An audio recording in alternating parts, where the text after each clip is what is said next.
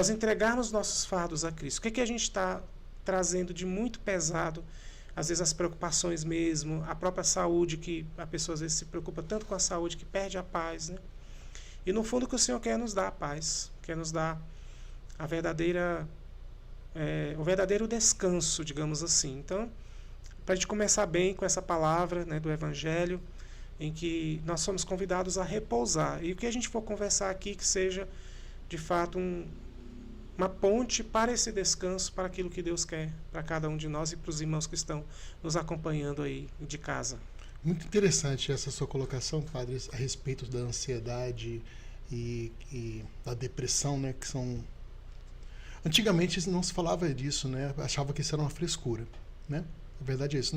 Não, aquilo ali é besteira. Só que a gente está vendo que a cada dia mais isso tem afetado e muito as pessoas no sentido de realmente de desistir da vida, né? Então, você tem acompanhado muito isso, padre, com seus paroquianos, com seus atendimentos? Como tem lidado com isso, no modo geral? Com certeza, a gente percebe, mesmo que a pessoa não fale, que ela não expresse isso de modo explícito ali, mas a gente percebe que existe algo que está mais profundo ali, que está trazendo um dano para a vida da pessoa. A vida em todos os sentidos, né? Porque se afeta a nossa alma, vai afetar as outras áreas da nossa vida. Vai afetar o psíquico, né? Vai afetar também a parte afetiva, a parte física. Então, o nosso interior, não é à toa que o coração está escondidinho, mas lá no centro do nosso corpo, porque se ele para, o corpo morre. Então, assim, qual é o coração da nossa vida espiritual? Deus. Ele é a fonte da vida. E é bonito ver aquela imagem do Deus Todo-Poderoso, né? O Pai fazendo o homem um bonequinho e soprando nas suas narinas o sopro da vida. A partir dali o homem se torna um ser vivente. Então, a vida está dentro de nós porque Deus soprou o Espírito, né? O Espírito Santo, esse é o princípio vital de todo ser. Então, Deus colocou algo dele dentro de nós, esse sopro, nesse ruá, como a gente costuma dizer na tradição bíblica. Então, mas isso está afetando isso que eu falei no início, né? Ou seja, essa onda da ausência de Deus, poderíamos dizer assim. As pessoas que não rezam mais, as pessoas que estão na correria do dia a dia ali, fazendo mil coisas ao mesmo tempo. Chega no final do dia, está tão cansado que não lembra mais de rezar. E você acha que a rede social também está colaborando com isso? Com certeza, porque a rede social, ela não sendo bem usada, ou seja, quando você coloca em excesso a rede social, ela vai afetar também a sua vida espiritual. Porque eu estava vendo eu gosto muito do padre Paulo Ricardo, e ele tem muitos vídeos explicando isso, e ele fala justamente que hoje o celular ele é considerado a cocaína eletrônica, porque está viciando, tá?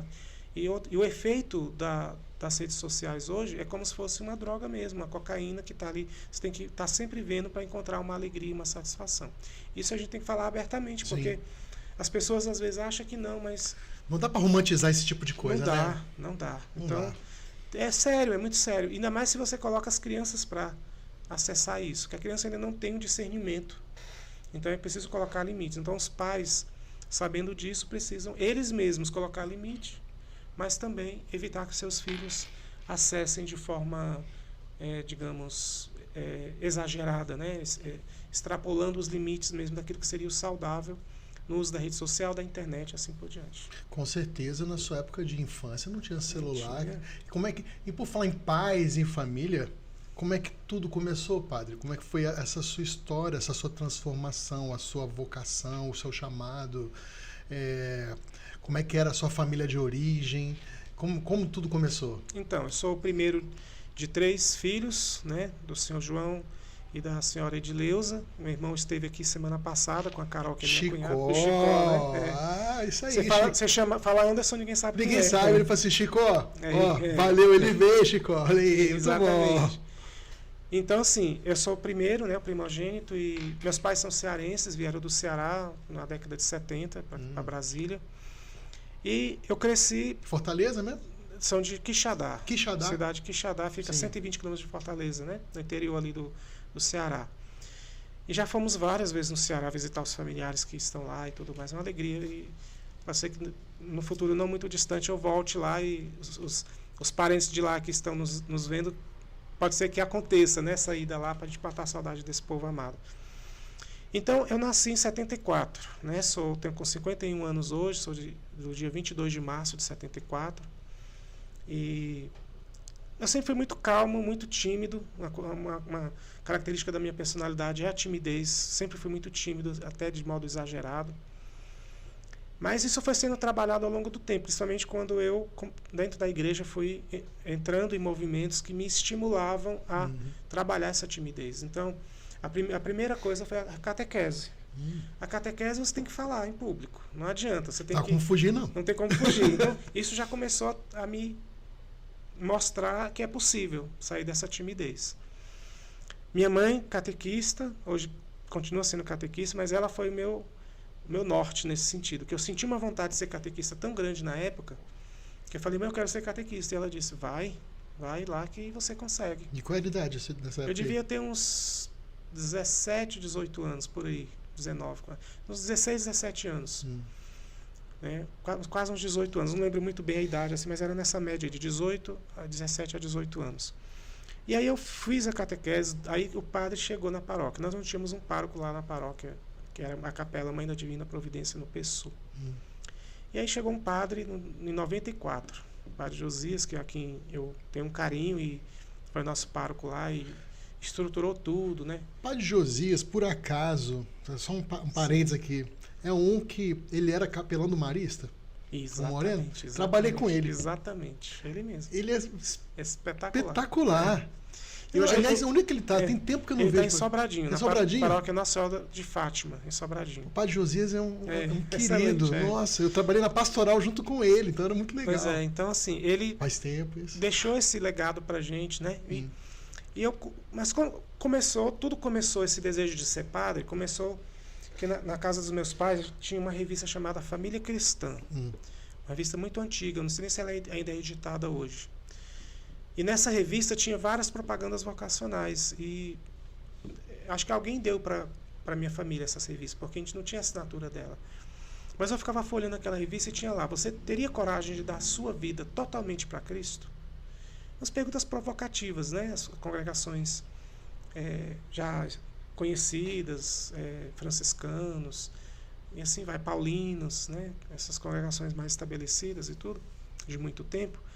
E aquilo me provocava, eu ficava olhando aquilo, e em um dado momento eu ficava vendo várias vezes aquelas perguntas e eu respondi para mim, sim. Eu disse para mim mesmo, se você teria coragem de ser padre, de dar sua vida para Cristo, não necessariamente ser padre, mas se consagrar a Cristo? Sim. E eu respondi para mim mesmo, sim. A partir daquele momento eu comecei a não sair da minha cabeça a ideia de ser padre. E assim, isso está muito claro na minha mente, eu não esqueço disso nunca, né?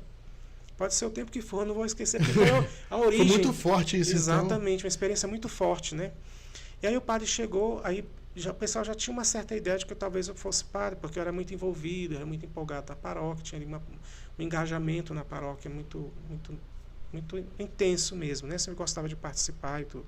Apesar da minha timidez, não me lançava tanto talvez por causa da timidez, mas eu estava ali.